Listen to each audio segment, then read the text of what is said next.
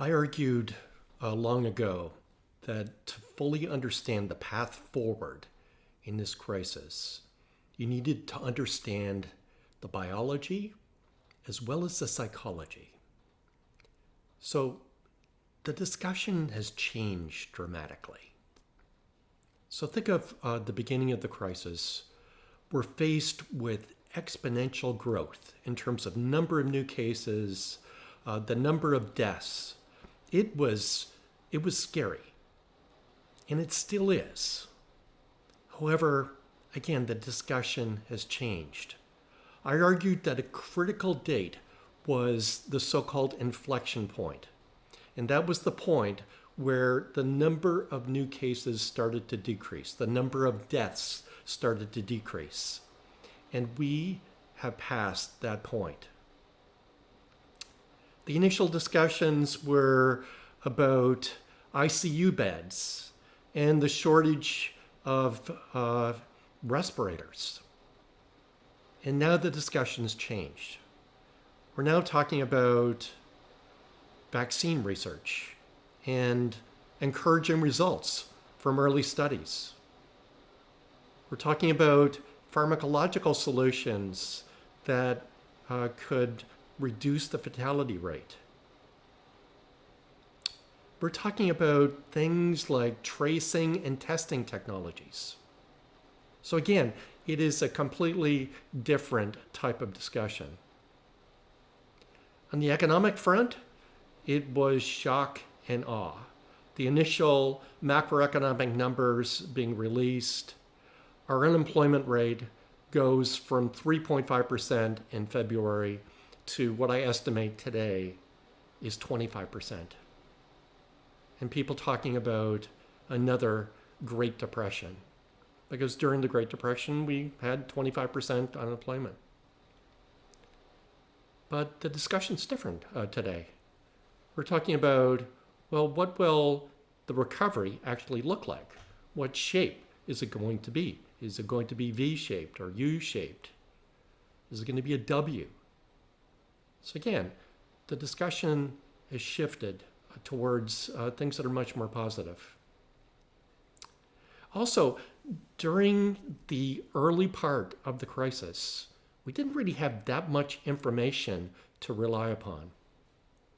We had opinion, and we all listened to our experts, whether in print or on TV, give their opinions. Well, again, this has changed. While those opinions are valuable, what's much more valuable is looking at scientific evidence. And a number of studies have been published. Indeed, just the other day, an interesting study crossed my desk that looked at an experiment where they assessed the lockdown in Europe versus a different system in Sweden by ingeniously matching a European population to a Swedish population. So again, this is interesting scientific research where we can actually be informed. Our policymakers can be informed by the actual research rather than just relying upon opinion. Indeed, on lockdown, initially, that was the discussion. We have to flatten the curve. We have to lock down. But now it's a different discussion. The discussion is, well, how fast do we open up? What are the risks to opening up? Okay, so I believe that we've definitely turned the corner. So we are emerging through this crisis, I think, far faster than people anticipated when the crisis started in late February and March. However, there's risk, and we cannot downplay all of the risks.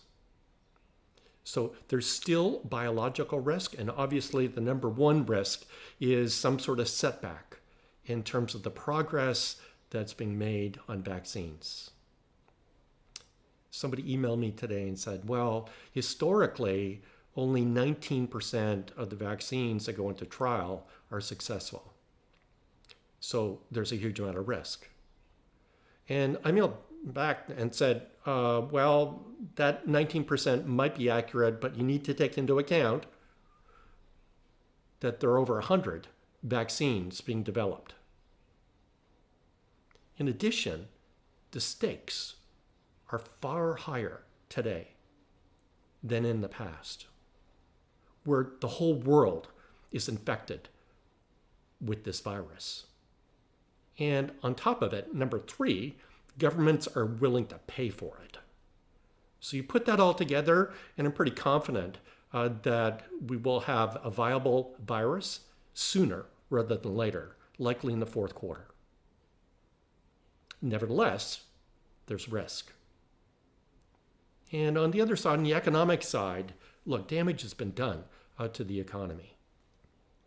And what I worry about the most is what's known as the debt overhang problem, where corporations have gone into debt. And even though they've got some really good investment opportunities, they can't pursue them because they don't have the capacity to go to the bank and get extra funding. The same thing for consumers. You run up your credit card, it means you're not going to spend as much. So obviously the third leg is government, and substantial debt has been incurred by our government. It needs to be paid back. All of this potentially could slow the recovery. We've also had, for the first time in history, a policy of unlimited quantitative easing. So what does that mean? It means that there's no limit on the money creation. And that induces a monetary risk. So we don't see it right now. We don't see inflation. There's actually deflation right now. And I'm not talking about in the next quarter or the quarter after that. I'm talking about a medium-term risk that with this money creation, there could be a surprise in terms of increased inflation. That also works against economic growth. So I think that these risks need to be weighed. But overall, we're on a positive path. And I think it's very encouraging that the discussion has fundamentally changed its tone.